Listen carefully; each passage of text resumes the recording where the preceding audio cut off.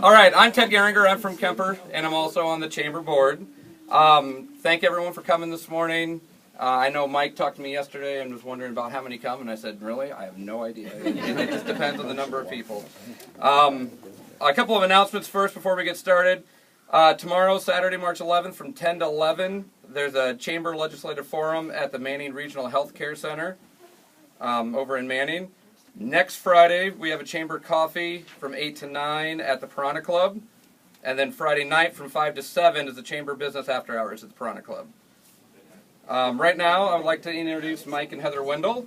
But before I turn it over to them, I'd like to present them with their first dollar of clear profit for Wendell Weapons. Thank you.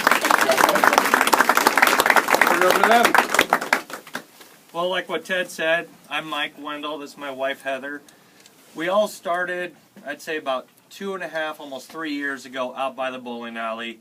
It started out as just a hobby, something because I farmed for what was my real job. And then I always had a passion for firearms. You can ask my wife, she hated it. But I always talked about it and just thought, well, I'll just go and do just a side job with a shoestring budget, just make time fly by. It turned out to get busier and busier and busier to where it was almost full-time.